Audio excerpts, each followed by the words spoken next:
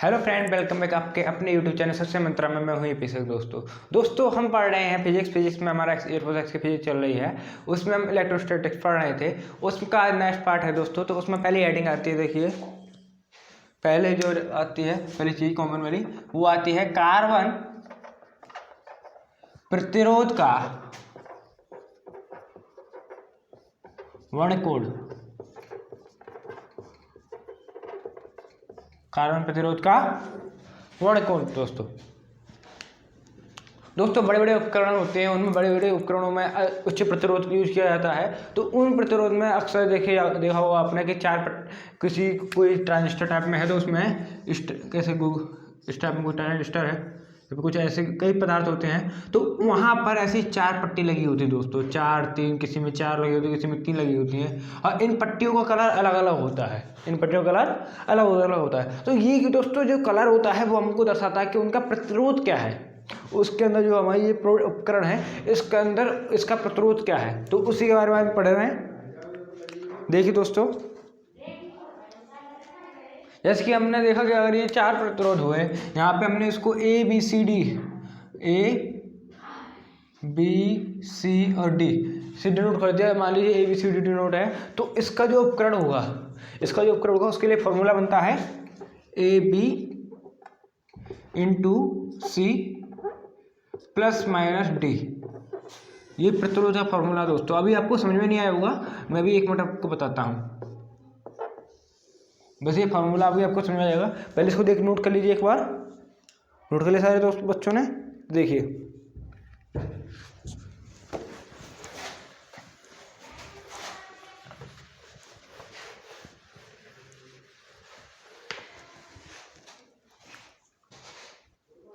तो दोस्तों यहाँ पे हम देख रहे हैं कि जो होता है क्या नाम है, वर्ण वगैरह ये सब होते हैं, तो उन सब का क्या मतलब होता है वो देखते हैं अब।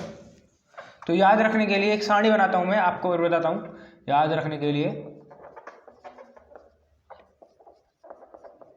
प्रथम वर्ण ठीक है दोस्तों। अगले कॉलम में आता है दोस्तों हमारा वर्ण, तीसरे में आता चित्र ए बी और चौथे में गुणांक।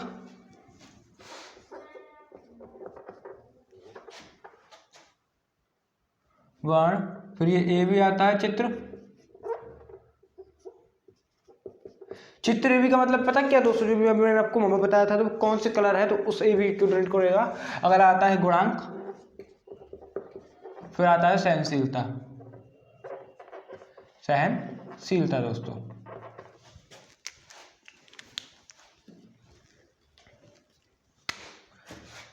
अब देखिए इसको शुरू करता हूं। B B Roy of Great Britain have a very good wife. ठीक है, यहाँ पे इनके अलावा 2 चीज़ और होती हैं, उनको पहले इनके बारे में पढ़ते हैं हम। थोड़ा इनको दूर लिखता हूँ तो ज़्यादा बेटर होगा, पास में ज़्यादा लिख देते। B B Roy of Great Britain have a very good wife. आप कहेंगे ये क्या है? ये दोस्तों एक ट्रिक है याद करने की इन वर्डों को। अब मैं देखो बताता हूँ आपको इसका मतलब क्या है। बी का मतलब ब्लैक मतलब काला, ठीक है दोस्तों। बी अगला वाला बी है, इसका मतलब ब्राउन होता है दोस्तों। ब्राउन का मतलब हिंदी में कहते हैं भूरा। अगला आर है, आर का मतलब रेड होता है दोस्तों। रेड को कहते हैं लाल। और ओ फॉर ऑरेंज, संतरे का या ऑरेंज का बात देखिए। अगला येलो मतलब पीला। अगला है ग्रे। जी फॉर आता है दोस्तों यहाँ पे हमारा ग्रीन माने क्या होता है दोस्तों, हम जानते हैं हरा।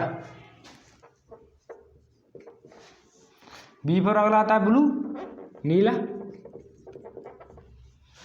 वी फॉर वॉयलेट, वो वॉयलेट का क्या होता है दोस्तों, आप जानते होंगे पर्पल टाइप में होता है, उसको कहते हैं वॉयलेट। और पर्पल थोड़ा अलग अलग होता है, हल्का सा अलग होता है, उसको कहते हैं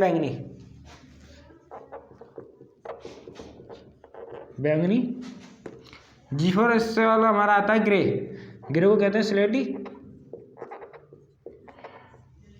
अगला वी मतलब वाइट माने सफेद। ठीक है दोस्तों, इनके अलावा भी कुछ होते हैं, इनके अलावा भी कुछ होते हैं, उनको भी ले देता हूँ। जी एस और none of these, G S और none of these. None of these का मतलब कोई भी कलर नहीं होता। जी का मतलब गोल्ड, सुनहरा कह सकते हैं आप। एस का सिल्वर। और नॉन ऑफ दीज का मतलब बताइए, कुछ नहीं, कोई नहीं, कोई रंग नहीं दोस्तों।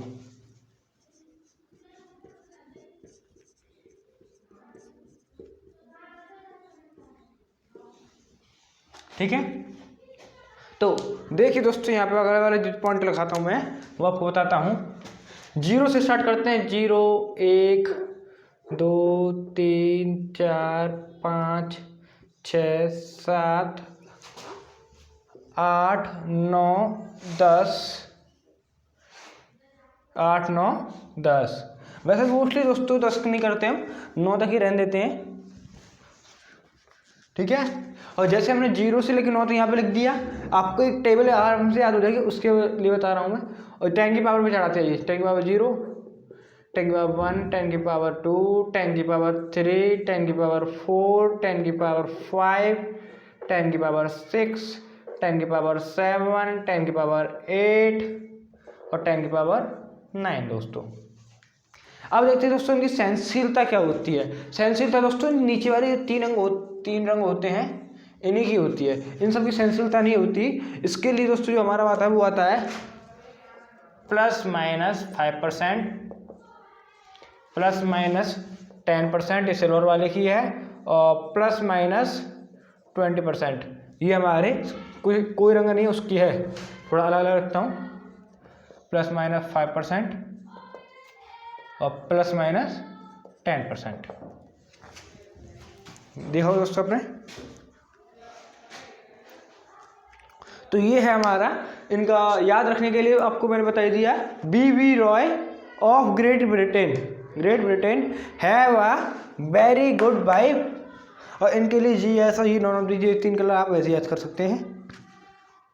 ठीक है, अब एक आपको एग्जांपल देता हूँ बगल में, तो देखिए यहाँ पे लाल, यहाँ पे ब्लू, यहाँ पे हम ब्लैक ले लेते हैं, ब्लैक, यहाँ गोल्ड, ब्लू, ये रेड। तो इसके लिए क्या होगा हमारे यहाँ पे, हमने फॉर्मूला आपको बताया था AB, ठीक है, into C plus minus D. A पे हमारा रेड के लिए क्या था 2, बी का पर हमारा क्या है ब्लू हमारा ये रहा 5, सॉरी ब्लू पे हमारा आ रहा है 6 दोस्तों, ब्लू पे कितना आ रहा है 6, इंटू सी पे हमारा क्या है ब्लैक पर 10 की पावर 0 आ रही है, ब्लैक पर 10 की पावर 0 इंटू में इस टाइप से लगाते हैं। तीसरे वाले कॉलम को इससे बढ़ते हैं गुणांक से, प्लस माइनस डी वाले को कैसे जानते हैं गोल्ड का हमारा कौन सा आता है +5%, ये यहाँ पे लग जाएगा। ठीक है, तो ये हमारा इसका प्रतिरोध हुआ। ये एग्जाम्पल है दोस्तों, एक टाइप से आप कह सकते हैं एग्जाम्पल।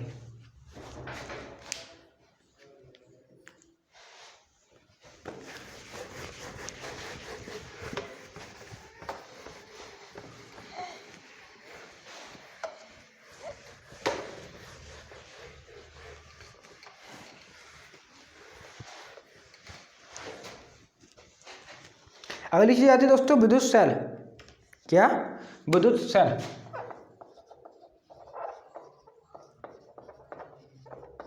दोस्तों ये एक ऐसी प्रयुक्ति है जिसके द्वारा हम रासायनिक ऊर्जा को विद्युत ऊर्जा में परिवर्तन करके किसी परिपथ में आवेश के प्रवाह को निरंतर जारी रखते हैं, निरंतर जारी रख सकते हैं दोस्तों। यानी 2 प्रकार के होते हैं दोस्तों, विद्युत सेल, प्राथमिक सेल और द्वितीयक सेल। प्राथमिक सेल वे सेल होते हैं जिनमें रासायनिक क्रिया उत्क्रमणीय नहीं होती। क्या दोस्तों? उत्क्रमणीय नहीं होती, अर्थात इन्हें दोबारा आविष्कृत नहीं किया जा सकता। इनका उदाहरण होता है, पहले वाले का जो प्राथमिक सेल होते हैं उनका उदाहरण होता है लैक्रांजी सेल, डेनियल सेल। ठीक है, दूसरा होता है दोस्तों द्वितीयक सेल। द्वितीयक सेल में क्या होता है कि हम इनको दोबारा से चार्ज कर सकते हैं, अर्थात ये दोबारा से आविष्कृत हो सकते हैं और ये उत्क्रमणीय होते हैं, इसका मतलब। ठीक है, इन सेकंड वाले सेल का उदाहरण होता है हमारा, तो आप कह सकते हैं एक इन्वर्टर भी, जिसको सीसा संचायक सेल कहते हैं फिजिक्स भाषा में, और आप इन्वर्टर कह सकते हैं जो आपके सिंपल भाषा में जो आपके घर पे रखा जाता है। अगली चीज आती है दोस्तों सेल का विद्युत वाहक बल। सेल का विद्युत वाहक बल। अगर दोस्तों हम माना कि किसी मतलब हमारा सेल है, कोई बैटरी है, उसमें Q आवेश प्रवाहित करने पर बैटरी द्वारा मतलब कि बैटरी द्वारा किया गया कार्य हमारा W हो, तो उसका सेल का विद्युत वाहक बल E से रिप्रेजेंट करते हैं उसको, E बराबर निकलता है W/Q। दोस्तों एक फॉर्मूला है, इसका मात्रा होता है दोस्तों हमेशा वोल्ट, या फिर कह सकते हैं वोल्ट या जूल/कूलम।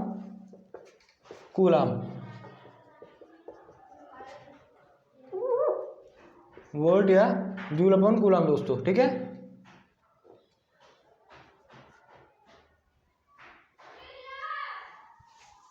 अगली चीज आती है हमारी, वो है सेल का टर्मिनल विभवांतर। सेल का टर्मिनल विभवांतर। दोस्तों सेल के एक टर्मिनल से दूसरे टर्मिनल तक आवेश को पहुंचाने में जो किया गया कार्य होता है, एकांक आवेश को पहुंचाने में जो किया गया कार्य होता है उसको, या फिर हम कह सकते हैं आवश्यक ऊर्जा को, आवश्यक जो ऊर्जा होती है उसको सेल का टर्मिनल विभवांतर कहते हैं। इसको दोस्तों V से रिप्रेजेंट किया जाता है और इसका फॉर्मूला होता है V बराबर W/Q। इसका मात्रा वोल्ट होता है तथा जूल/कूलम होता है। ठीक है, इसका भी मतलब यही होता है। और अगला पॉइंट आता है दोस्तों इसमें हमारा, यहाँ पर V हम लिख सकते हैं V टर्मिनल। ये टर्मिनल लिखा दोस्तों, आप हो सकता है आपको दिखाई ना दे क्योंकि आपका स्क्रीन छोटी होने के कारण। अगली चीज आती है दोस्तों हमारी इसमें, वो है यदि किसी परिपथ में संलग्न बैटरी का विद्युत वाहक बल E तथा आंतरिक प्रतिरोध R हो, तो परिपथ में बाह्य प्रतिरोध R है, तब इसमें प्रवाहित धारा का मान क्या होगा। किसी परिपथ का विद्युत वाहक बल E है, आंतरिक प्रतिरोध स्मॉल r, बाह्य प्रतिरोध कैपिटल R, तथा तो इस स्थिति में ये कंडीशन है, तो इस स्थिति में उसका विद्युत धारा का मान क्या होगा। I बराबर डायरेक्टली लिखता हूँ E/I+R। सेम टू सेम दोस्तों हमने पढ़ाई होगा कि I बराबर V/R होता है। यहाँ V का काम A कर रहा है और R दोनों प्रतिरोध को जोड़ दिया जाएगा, तो ये पहला पॉइंट है, ये फॉर्मूला है। दूसरा जो फॉर्मूला दोस्तों हमारा आता है वो है कि सेल के टर्मिनल विभवांतर और विद्युत वाहक बल में एक संबंध होता है, उस संबंध के बारे में बता रहे हैं। E बराबर V-IR, V-IR। हाँ, ये दोस्तों स्मॉल r था, V-IR। ये V+IR होता है, सॉरी दोस्तों, V+IR। ये टर्मिनल विभवांतर और विद्युत वाहक बल के लिए सूत्र है। ऊपर वाला ये हमारा आंतरिक प्रतिरोध अगर हो, इसमें R हो, तब के लिए फॉर्मूला लगता है। अगली चीज आती है दोस्तों कि सेल का आंतरिक प्रतिरोध क्या होता है। सेल का आंतरिक प्रतिरोध क्या होता है, उसके लिए एक फॉर्मूला होता है E/V-1। इस R से प्रिंट करो या दूसरे R से, कोई फर्क नहीं पड़ता दोस्तों, ये हमारा आंतरिक प्रतिरोध है, प्रतिरोध। क्योंकि दोस्तों कोई बैटरी सेल या कुछ भी है, सेल के अंदर वो कोई चीज जो उसमें धारा बहने में रुकावट पैदा करती है, वो सेल का आंतरिक प्रतिरोध कहलाती है। इसका मान निकलता है R = E/V-1। दोस्तों ये फॉर्मूला आता है हमारा इन दोनों से निकल के, किन दोनों से, इन दोनों का यूज करके ये वाला फॉर्मूला निकल जाता है। ठीक है,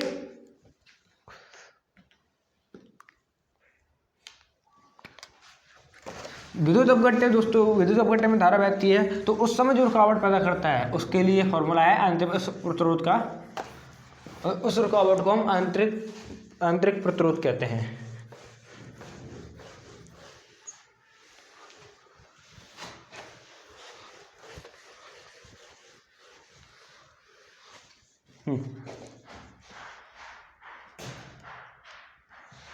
अगली चीज आती है दोस्तों, कुछ जगह प्रतिरोध हम दो चीज तो पढ़े ही है कि एक श्रेणी क्रम होता है, एक समांतर क्रम होता है। इन दो मेथड से किसी का प्रतिरोध निकाला जा सकता है। लेकिन दोस्तों लेकिन कुछ चीज़ें, कुछ जगह पे ऐसे ही प्रतिरोध आते हैं जहाँ पे इन दोनों का यूज नहीं कर सकते हम, तो वहाँ पर किरचॉफ ने दो नियम लगाए। किरचॉफ का पहला नियम, अब आता है किरचॉफ का नियम। किरचॉफ का नियम, पहला नियम है दोस्तों संधि का नियम। संधि का नियम, ये नियम क्या कहता है इसके बारे में पढ़ते हैं। इस नियम के अनुसार किसी बिंदु पर कह सकते हैं, लूप पे कह सकते हैं, तो डायरेक्टली आपको बताता हूं। किसी भी विद्युत परिपथ में संधि पर मिलने वाली धाराओं का बीजगणितीय योग शून्य होता है। संधि का नियम ये कहता है, मान लीजिए इस बिंदु पर ये धारा बह रही है, I1 और I2 मिल रही है इस पे, और तीन धारा निकल रही हैं, I3, I4 और I5। क्वेश्चन के हिसाब से सभी उसका बीजगणितीय योग शून्य, जो हमारा नियम है उसके हिसाब से, हमारा सभी बीजगणितीय धाराओं का योग शून्य है। तो इसका I1 plus I2 minus I3 minus I4 minus I5। दोस्तों ये माइनस इसलिए क्योंकि दूसरी साइड में है, इक्वल टू 0 हुआ। अगर कहीं आपको ये क्वेश्चन इस टाइप के सॉल्व करना हो जाए तो वहाँ पर आपको ये वाली कंडीशन लगानी पड़ेगी दोस्तों, ठीक है। और दोस्तों ये वैद्युत आवेश के संरक्षण पर आधारित होता है, वैद्युत आवेश के संरक्षण पर।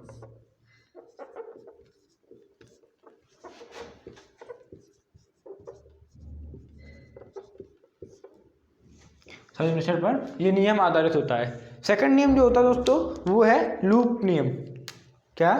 लूप नियम। किसी विद्युत भागफल तथा प्रतिरोध अवयव को रखते हुए किसी बंद लूप में विभवांतरों का बीजगणितीय योग शून्य होता है। यह लूप नियम।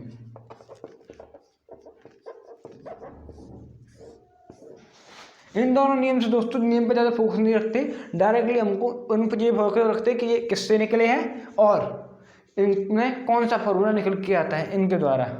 तो इसके द्वारा निकल के आता है सिग्मा वी बराबर 0, विभवांतर का बीजगणितीय योग 0 बता रहा है, अर्थात सिग्मा वी बराबर 0। दोस्तों ये विद्युत स्टैटिक बल संरक्षित होता है इसके आधार पर। विद्युत स्टैटिक बल संरक्षित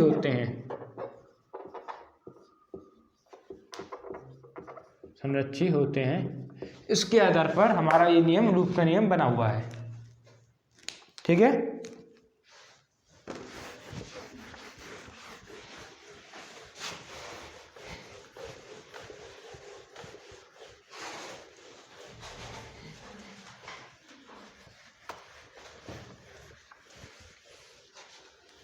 अगली ये दोस्तों व्हीटस्टोन सेतु।